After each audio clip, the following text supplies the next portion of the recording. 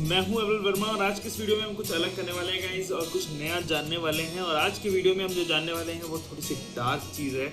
और आज हम बात करने वाले हैं डार्क वेब के बारे में और हम जानेंगे क्यों डार्क वेब इतना सब इलीगल होता है डार्क वेब पे, और उसके बावजूद आज भी डार्क वेब बना हुआ है, लोग इसका इस्तेमाल करते हैं। और हम जानने की कोशिश करेंगे क्या इसका इस्तेमाल करना हमारे लिए इलीगल है या हमारे लिए खतरनाक है। तो चलिए गाइस आज का वीडियो शुरू करते हैं और जानते हैं इस डार्क वेब के बारे में।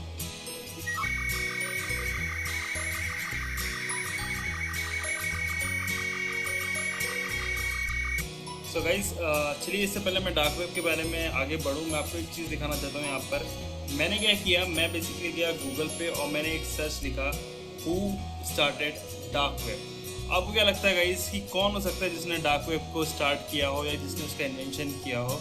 और जान के बहुत ही ज़्यादा मेरे को मेरे को बिल्कुल पता नहीं था, इस चीज़ का बिल्कुल आइडिया नहीं था। और अगर आपको गैस करना है तो आप एक काम कर सकते हैं, यहाँ पर वीडियो को पॉज करिए और मैं ज़रूर से कहूँगा कि आप एक कम से कम कोई ना कोई गैस करिए और देखते हैं कि कौन सबसे क्लोजेस्ट पहुँच सकता है गाइज। मैं आपको बताता हूँ गाइज, मैंने जब इसको सर्च किया तो मुझे पता चला कि डार्क वेब को स्टार्ट किया था यूएस मिलिट्री ने। बिल्कुल गाइज, यूएस मिलिट्री यानी कि दुनिया के सबसे ज़्यादा पावरफुल जो मिलिट्री है गाइज, उसी ने डार्क वेब को स्टार्ट किया है, उसी ने इसकी शुरुआत की है गाइज। तो आज हम इसी पे डिस्कशन करने वाले हैं गाइस कि जब इतनी ज़्यादा इलीगल चीज़ें डार्क वेब पे होती हैं, अगर मैं इलीगल बात करूं तो वो है जैसे इलीगल सब्सटेंस को ख़रीदना, जैसे किसी भी टाइप के जो ड्रग्स हैं वो इस वक्त ऑनलाइन ख़रीदे जाते हैं डार्क वेब के थ्रू। साथ ही साथ किसी टाइप की इलीगल एक्टिविटीज़ जैसे कि चाइल्ड पोर्नोग्राफी हो गया या फिर आपका किसी भी टाइप का जो इलीगल वेपन्स हैं उनका भी एक्सचेंज होता है डार्क वेब के थ्रू। बहुत चीज़ें हैं डार्क वेब पे की जाती हैं। इनफैक्ट मैंने कई वीडियोस देखे हैं जिसमें लोग क्या करते हैं कि एक सीक्रेट बॉक्स खरीदते हैं डार्क वेब पे। आप ज़रूर से जाके यूट्यूब पे सर्च कर सकते हैं secret box for the dark web, और आपको जान के बहुत ही आश्चर्य होगा गाइस, लोग क्या करते हैं $1000 के सीक्रेट बॉक्स खरीदते हैं जिनकी वो अनबॉक्सिंग करते हैं अपने चैनल पे। मुझे तो बहुत अजीब सा लगता है भाई, इस टाइप की स्टूपिड चीज़ें आपको नहीं करनी चाहिए। लेकिन ये जान के आपको बहुत ही हैरानी होगी कि यूएस मिलिट्री जैसी एक बड़ी सर्विस या एक बड़ी आर्मी जो है वो क्यों डार्क वेब को उसने स्टार्ट किया। और मैं आपको बता दूं, मैंने और भी रिसर्च की और पता चला कि आज भी काफ़ी पोर्शन जो है डार्क वेब का उसको यूएस मिलिट्री जो है वो फंड करती है। इसका क्या रीज़न है, तो चलिए हम समझने की कोशिश करते हैं कि आखिर क्यों यूएस मिलिट्री ने डार्क वेब की स्टार्टिंग की और क्या वो आज भी उसको यूज़ करती है या वो गलती से स्टार्ट हुआ या कोई ब्लंडर था उनका। पर मैं आपको स्पॉइलर अलर्ट दे देता हूँ, इस कोई ब्लंडर नहीं था। आज भी दुनिया की बड़ी बड़ी जो मिलिट्रीज़ हैं वो डार्क वेब का यूज़ करती हैं और उसकी हेल्प से ही हमारा जो इंटरनेट है आज इतना क्लीन रहता है। तो डार्क वेब बेसिकली कहने को डार्क है, बट बेसिकली उसका यूज़ जो है वो है हमारी जो आज का करंट इंटरनेट है, जो वेबसाइट्स हैं उन पे एक तरह का कंट्रोल रखना। तो चलिए हम जानते हैं कैसे इस डार्क वेब का यूज़ करा जाता है चीज़ों को कंट्रोल करने में। तो गाइस सबसे पहले ये जाने कि डार्क वेब क्या होता है, तो सबसे पहले हम ये जानते हैं कि वेब की स्टार्ट किसने की थी। जो हमारा आज का इंटरनेट है उसको कैसे शुरू किया था और किसने शुरू किया था। तो मैं बता दूं गाइस, इंटरनेट की भी शुरुआत यूएस मिलिट्री ने ही की थी और वो शुरू हुआ था 1 जनवरी 1983 में। और इससे पहले जो इंटरनेट था वो बेसिकली अर्पानेट के नाम से जाना जाता था, जो कि इंटरनल यूएस मिलिट्री का खुद का प्रोजेक्ट था। जब उन्हें लगा कि काफ़ी यूज़फुल टूल है लोगों के लिए तो उन्होंने इसको पब्लिक में लॉन्च किया।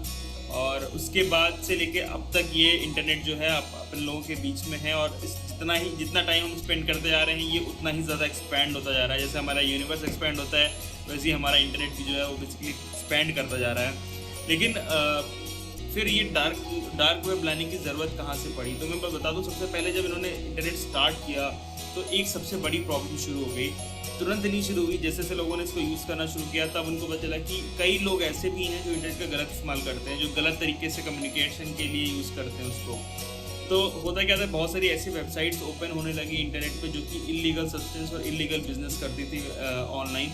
और ऐसे में अब एक और नई रिस्पॉन्सिबिलिटी आ गई बड़ी बड़ी ऑर्गेनाइजेशन के ऊपर कि भाई ऐसी वेबसाइट्स को बंद करना या इन पे कंस्ट्रेंट लगाना कि आप ऐसी सब्सटेंस नहीं सेल कर सकते इंटरनेट पे।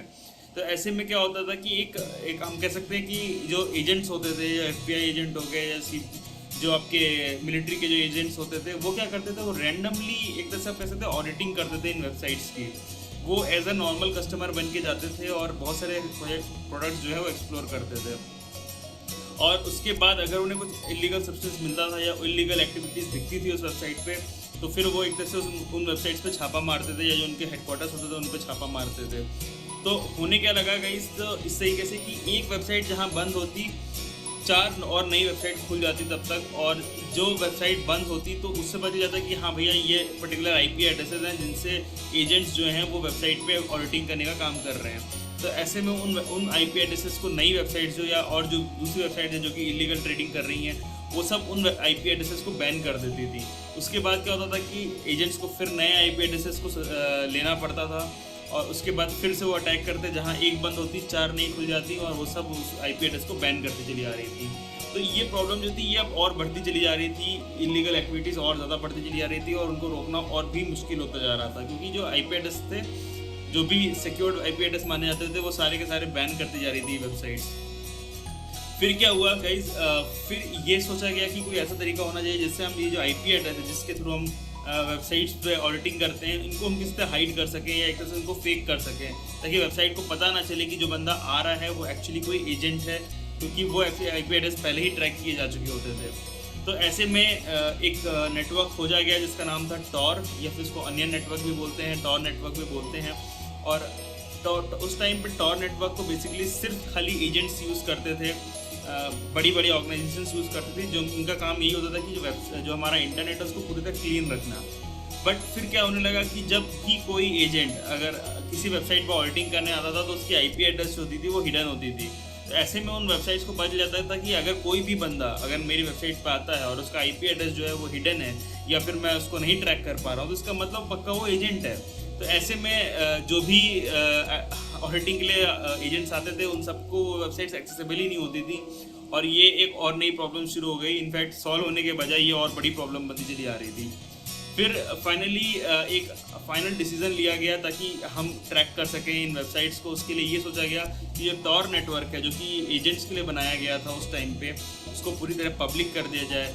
इससे क्या होगा कि गाइस जो लोग इलीगल सब्सटेंस खरीदना भी चाहते हैं वो भी अपनी IP एड्रेस एक्सपोज नहीं करना चाहते थे, और साथ ही साथ जो एजेंट्स ऑडिटिंग करते हैं या जो ट्रैक करते हैं इन वेबसाइट्स को, बेसिकली वो भी किसी भी टाइप की अपनी IP एड्रेस को एक्सपोज नहीं करना चाहते थे। तो ऐसे में अगर सेम नेटवर्क पे ये दोनों टाइप के लोग रहने वाले हैं तो वेबसाइट्स का या तो वो बंद कर देंगे तो सबके लिए बंद हो जाएंगी वेबसाइट्स, या तो ओपन करेंगे तो भाई सबके लिए ओपन रहने वाली है वेबसाइट्स। इस तरीके से ये डार्क वेब है जिसको हम टॉर नेटवर्क ही बोलते हैं, उसकी शुरुआत हुई। US मिलिट्री ने खुद इस पूरे नेटवर्क को पब्लिक कर दिया, जहाँ पर पब्लिक किसी भी टाइप की पब्लिक आ सकती थी और पूरी तरह से एनोनिमस होते हुए भी वो वेबसाइट्स को एक्सप्लोर कर सकती थी। तो कई अब मैं बताता हूँ टॉर नेटवर्क का एक्चुअल यूज़ क्या होता है। टॉर नेटवर्क का यूज़ है कि अगर आपको इंटरनेट सर्फिंग करनी है, आपको वेब ब्राउज़र पे जाना है और आप नहीं चाहते कि आपकी जो हिस्ट्री है या जो आपकी जो भी एक्टिविटीज़ आप वेबसाइट पे कर रहे हैं, इंटरनेट पे कर रहे हैं, वो उसके बारे में किसी को भी पता चले, ना ही आपके ISP को पता चले, ना ही आपका जो गवर्नमेंट है उसको पता चले। तो ऐसे में टॉर नेटवर्क का इस्तेमाल किया जाता है। अब सवाल ये है कि क्या इसको यूज़ करना लीगल है?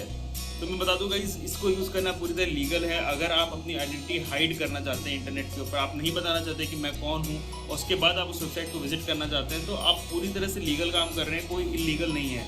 अगर कोई आपको ट्रैक करता है आपकी डिजिटल ट्रेसेस की हेल्प से, तो वो गाइस काम इलीगल है, जिसके लिए आजकल बड़ी बड़ी वेबसाइट्स के ऊपर बहुत सारे क्लेम भी होते हैं कि वो हमारी जो इंटरनेट हिस्ट्री है उसको वो लोग ट्रैक कर रहे हैं, वो इलीगल है। लेकिन अगर आप इंटरनेट पे जाते हैं और आप कोई ट्रैक नहीं छोड़ना चाहते अपना, ताकि आपको कोई ट्रैक ना कर सके, तो ऐसे में टॉर यूज़ करना सबसे बेस्ट ऑप्शन माना जाता है गाइस।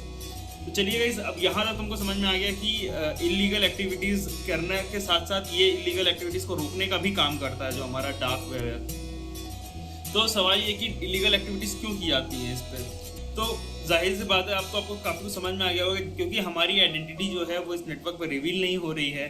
तो जो भी सर्वर्स हैं और जो भी क्लाइंट्स हैं वो सारे के सारे एनोनिमस तरीके से जो भी ट्रांजैक्शन करते हैं वो टॉर नेटवर्क पे किए जाते हैं गाइस। लेकिन प्रॉब्लम क्या है कि टॉर नेटवर्क पे जो वेबसाइट्स होती हैं वो बहुत ही रैंडम स्ट्रिंग्स के साथ आती हैं। मैं आज की वीडियो में आपको यही सब बताने वाला हूँ।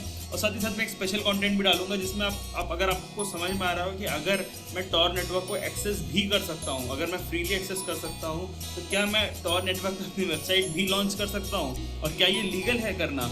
तो बता दूं गाइज, मैंने जैसा अभी भी बताया आपको, पूरी तरह एनोनिमस होना कोई गलत काम नहीं है। आप वेबसाइट को टॉर नेटवर्क पे डिप्लॉय भी कर सकते हैं और आज की वीडियो में हम यही करने वाले हैं। आज हम डार्क वेब पे खुद अपनी एक वेबसाइट लॉन्च करेंगे जो कि टेम्प्रेरी रहने वाली है। शायद इस वीडियो के बाद मैं उसको बंद भी कर दूं, बट एक मैं आपको आइडिया दूंगा कैसे आप एक डार्क वेब के ऊपर अपनी एक वेबसाइट लॉन्च कर सकते हैं। और उसके लिए हम अपना यूज़ करने वाले हैं रास्पबेरी पाई, जो हमारा सबसे फेवरेट कंप्यूटर है। उसके बाद हम उसे एक्सेस करेंगे एक दूसरे कंप्यूटर से। तो चलिए गाइज, मैं आपको मिलता हूँ अपने कंप्यूटर स्क्रीन पर और चलिए शुरू करते हैं। तो गाइज, इससे पहले कि हम डायरेक्ट टॉर के ऊपर कैसे अपने वेबसाइट लॉन्च करना है इसको जाने, इससे पहले हम देखते हैं कि टॉर क्लाइंट या टॉर ब्राउज़र जो होता है उसको हम अपने सिस्टम में कैसे इंस्टॉल करते हैं। क्योंकि सबसे पहले क्योंकि हम अगर हमने वेबसाइट लॉन्च भी की थी तो हम उसको विजिट नहीं कर पाएंगे जब तक हम इस क्लाइंट को इंस्टॉल नहीं करते। तो टॉर ब्राउज़र को इंस्टॉल करना बहुत ईजी है। आप डेस्कटॉप पे देख सकते हैं। आपको इस पर्टिकुलर इस वेबसाइट पे आना है जिसका नाम है torproject.org और यहाँ पर आपको टॉर ब्राउज़र को डाउनलोड करने का ऑप्शन मिलेगा। चलिए मैं जल्दी से इसको डाउनलोड कर लेता हूँ।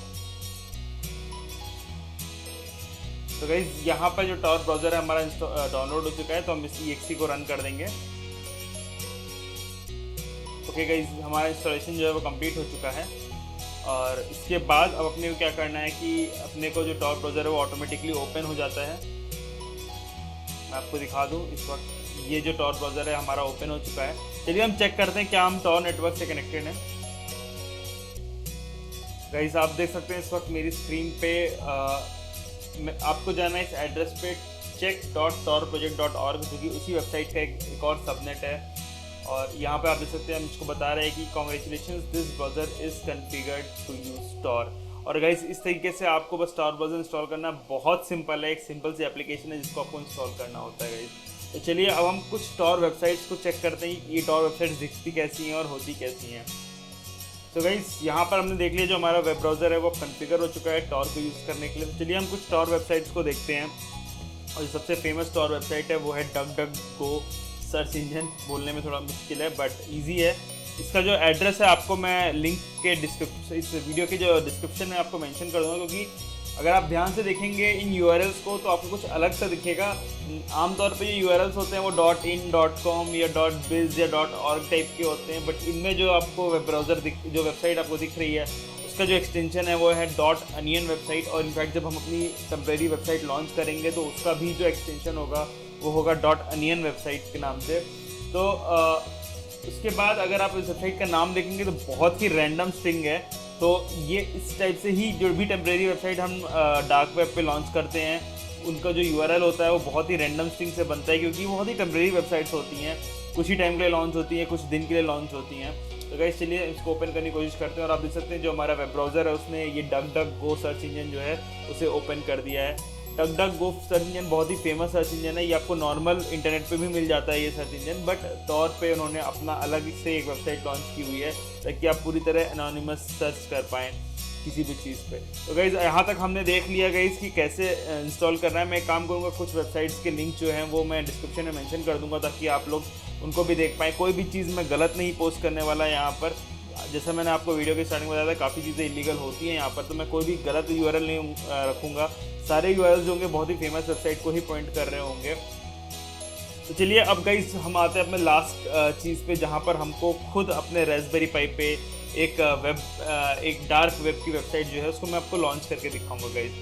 तो गाइस, सबसे पहले हम क्या करेंगे, हम अपना पट्टी में रास्पबेरी पाई पे लॉगिन कर लेंगे। और साथ ही साथ मैं एक चीज़ और बता दूं, यहाँ पर इस वक्त मैंने एक चीज़ की है कि मेरे रास्पबेरी पाई पे एक वेब सर्वर होस्ट हो रहा है जो कि अपैचे वेब सर्वर के ऊपर रन हो रहा है। अगर आपको नहीं पता है अपैचे कैसे इंस्टॉल करना है, बहुत ही सिंपल है। मैं आप एक काम करूँगा, आप लोग के जो अपैचे इंस्टॉल करने का जो इंस्ट्रक्शन है वो इस वीडियो के डिस्क्रिप्शन में मेंशन कर दूंगा। आप लोग को बेसिकली अपैचे इंस्टॉल करना पड़ेगा, साथ ही साथ PHP और MySQL भी आपको इंस्टॉल करना पड़ेगा।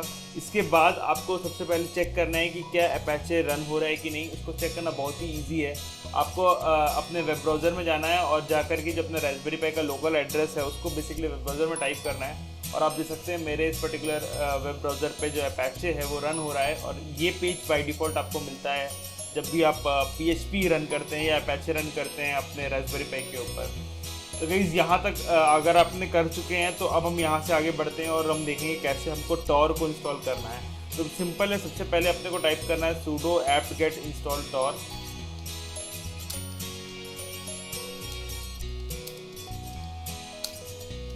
तो गाइस जैसे ही आप इस पर एंटर करेंगे, मैं इंस्टॉल कर चुका हूँ, मैं आपको बता दूँ। तो मेरे केस में कोई इतना लंबा इंस्टॉलेशन नहीं जा रहा है, आपको थोड़ा सा वेट करना पड़ेगा और आपको एक बार टॉर इंस्टॉल हो जाएगा, उसके बाद आपको प्रोसीड करना है। तो गाइस एक बार टॉर जब इंस्टॉल हो जाता है उसके बाद आपको नेक्स्ट चीज़ क्या करनी है, आपको बेसिकली इसका स्टेटस चेक करना है कि जो टॉर सर्विस है वो बेसिकली रन हो रही है कि नहीं। उसको चेक करना बहुत ईजी है, आपको टाइप करना है sudo systemctl status tor@default.service। मैं काम करूंगा एक जिस पर्टिकुलर डॉक्यूमेंटेशन के हेल्प से मैं ये चीज़ कर रहा हूँ, आपको वो डॉक्यूमेंटेशन पेज भी मैं इस वीडियो के डिस्क्रिप्शन में मेंशन कर दूंगा, ताकि एक एक स्टेप आप उसको फॉलो कर पाएँ। तो गाइज़ आप देख सकते हैं मेरे इस पर्टिकुलर रेस्पबेरी पाई पे इस वक्त की जो सर्विस है टॉर की वो रन हो रही है। तो अब मुझको फाइनल एक चीज़ करनी है, मुझे उस पर्टिकुलर सर्विस को पॉइंट करना है पोर्ट 80 पे, जिस पे हमारा अपाचे वेब सर्वर रन हो रहा है। और उसके बाद हमें क्या करना है कि अपने अपाचे वेब सर्वर को एक्सेस करके देखना है क्या वो टॉर ब्राउज़र से एक्सेस होता है कि नहीं। और सेकेंड चीज़ जो है वो ये है कि हमको अपनी वेबसाइट का जो URL है उसको भी पता करना है कि कहाँ से वो मिलेगा अपने को। तो सबसे पहले हम क्या करेंगे, हम इसकी कॉन्फ़िगरेशन फाइल्स को एडिट करेंगे। तो उसके लिए मैं जाऊँगा इस पर्टिकुलर एड्रेस पे। मैं एक काम करूँगा, पहले मैं जो tor-c फाइल है इसके बैकअप ले लूँगा। अब जैसे मैंने किया है sudo cp, मैंने कॉपी किया है tor-c फाइल को और उसको tor-c.backup फाइल में चेंज कर दिया है। उसके बाद मैं इसी फाइल को एडिट करूँगा, तो sudo nano etc tor-c, ये सब उस डिस्क्रिप्शन में मेंशन है। उसके बाद आपको जाना है नीचे और आपको एक पॉइंट पे एक लाइन को आपको अनकमेंट करना है। यहाँ देख सकते हैं मैंने पहले से इसको अनकमेंट किया हुआ है, और ये आप देख सकते हैं इस पर्टिकुलर 2 लाइंस को जो है वो आपको अनकमेंट करना है। और यहाँ पे आपको पोर्ट नंबर जो है वो मेंशन करना है। अगर आप किसी दूसरी सर्विस का यूज़ करें, जैसे Node-RED का यूज़ करें और आप Node-RED को टॉर नेटवर्क पे पब्लिश करना चाहते हैं, तो ऐसे में आपका जो पोर्ट होगा वो 1880 हो जाएगा। मैं अपाचे वेब सर्वर को होस्ट कर रहा हूँ, तो मेरे केस में ये 80 हो चुका है। और साथ ही साथ जो आपका लोकल एड्रेस है, क्योंकि हम लोकल होस्ट पे ही, अगर आप रेस्पबेरी पाई पे ही लॉन्च कर रहे हैं अपने सर्वर को, तो आपको 127.0.0.1 देना है। तो गाइज़ आपको ये पूरा इंस्ट्रक्शन जो है वो उस डॉक्यूमेंटेशन में मिल जाएगा, और आपको एक बार इस फाइल एडिट कर देना है और इसको सेव कर देना है गाइज़। तो गाइज़ एक बार सेव होने के बाद हमको क्या करना है कि हमको ये सर्विस को रीस्टार्ट करना है। उसके लिए बहुत ही सिंपल है, मैं टाइप कर रहा हूँ sudo systemctl रीस्टार्ट, और जो भी टॉर सर्विस का नाम है, और मैंने यहाँ पे इसको रीस्टार्ट कर लिया है। चलिए हम एक काम करते हैं, फिर से चेक कर लेते हैं कि हमारी सर्विस रन हो रही है। और हाँ, बिल्कुल हमारी सर्विस रन हो रही है। तो गाइस अब हमने क्या किया, हमने अपने जो अपाचे वेब सर्वर को डिप्लॉय कर दिया है टॉर नेटवर्क के ऊपर, और अब हम उसे टॉर नेटवर्क से एक्सेस कर सकते हैं। बट चैलेंज ये है कि हमको पता करना है हमारी वेबसाइट का नाम क्या है। तो गाइस चलिए अब हम अपनी वेबसाइट का जो नाम है उसको पता करते हैं, और उसके बाद जो हमारा फाइनल जो ये सर्वर है हम उसको टॉर नेटवर्क से भी एक्सेस कर पाएंगे। तो सबसे पहले उस वेबसाइट का नाम जानने के लिए हमको एक फ़ाइल में जाना पड़ेगा, जिसको हम सुपर यूज़र से ही एक्सेस कर सकते हैं। चलिए हम सबसे पहले सुपर यूज़र एक्सेस जो है हम उसको पाने की कोशिश करते हैं। तो sudo-i आपको टाइप करना पड़ेगा। उसके बाद जो आप यूज़र है वो पाई से चेंज होकर के सुपर यूज़र में चला जाएगा। अब अपने को जिस फाइल पे जाना है मैं उसका नाम दिखा देता हूँ। यहाँ पर आपको बेसिकली जाना है इस एड्रेस पे cd/var lib hidden service। आपको इस डायरेक्टरी में जाना है, और अब यहाँ पर आप देखेंगे आपको एक फाइल मिलेगी होस्ट नेम करके, आपको इस फाइल को एडिट करना है। तो यहाँ पे मैं टाइप कर देता हूँ sudo nano होस्ट नेम, और उसके बाद आप यहाँ देख सकते हैं मुझको .onion करके एक URL मिल रहा है, और यही है हमारा वो URL जिसको मैं अपने रेस्पबेरी पाई पे जो भी मैंने सर्विस होस्ट की है उसको एक्सेस करने के लिए मैं यूज़ कर सकता हूँ। तो चलिए हम एक काम करते हैं, इसको कॉपी कर लेते हैं, और इस फाइल को मैं सेव नहीं करूँगा। तो चलिए हम एक काम करेंगे, अब जाएंगे अपने टॉर ब्राउज़र में और एक बार इस एड्रेस को एक्सेस करने की कोशिश करते हैं। थोड़ा टाइम ज़्यादा लगेगा गाइस यहाँ पर, लेकिन आप देख सकते हैं जो हमारा अपाचे वेब सर्वर है वो ओपन हो चुका है। तो इस वक्त जो हमारी रास्पबेरी पाई पे जो भी सर्विस होस्ट हो रही है उसको हम टॉर नेटवर्क के थ्रू एक्सेस कर पाएंगे। तो गाइस ये था मेरा आज का वीडियो, होपफुली आपको पसंद आया हो। आप लोग को भी ये URL मैं मेंशन कर दूंगा डिस्क्रिप्शन में, बट बहुत दिन तक ये रहने नहीं वाला क्योंकि मैं इसके एड्रेस को चेंज कर दूंगा। उसके बाद आप लोग इस पेज को एक्सेस नहीं कर पाएंगे, बट ये आप लोग एग्जाम्पल के लिए काम आएगा अगर आप इसको यूज़ करना चाहते हैं इस सर्विस को। बाय द वे मैं बता दूं, इसमें आप बहुत सारी चीज़ें कर सकते हैं। आप चाहे तो नोड-रेड इंस्टॉल कर सकते हैं। और अगर आपने एक चीज़ नोटिस की होगी गाइस कि आपको कोई डोमेन नेम खरीदने की ज़रूरत नहीं थी, आपको कोई क्लाउड सर्वर खरीदने की ज़रूरत नहीं थी। आपने डायरेक्ट डार्क वेब पे एक रास्पबेरी पाई को होस्ट कर दिया और सिर्फ खाली कुछ एक सॉफ्टवेयर इंस्टॉल करना था और उसको थोड़ा सा कॉन्फ़िगर करना पड़ा, उसके बाद ये सिंपली इंस्टॉल हो गया। तो गाइस यहाँ पर मैं एक चीज़ रिमाइंड करना चाहता हूँ। कुछ टाइम पहले, कुछ वीडियोस पहले मैंने आपको एक बताया था ओपन VPN के बारे में, साथ ही साथ मैंने आपको बताया था SSH टनलिंग के बारे में। ये सारी चीज़ों को आप अगर मिक्स करके एक नेटवर्क बनाते हैं या आप एक डार्क वेब या टॉर नेटवर्क का इस्तेमाल करते हैं तो दोनों सेम है। इसका मतलब उसमें भी हमने यही ट्राई किया था, हम अपने रास्पबेरी पाई को रिमोटली एक्सेस कर पाएँ विदाउट इंस्टॉलिंग एनी बिना किसी स्टैटिक IP या डोमेन नेम सर्वर के बगैर ही।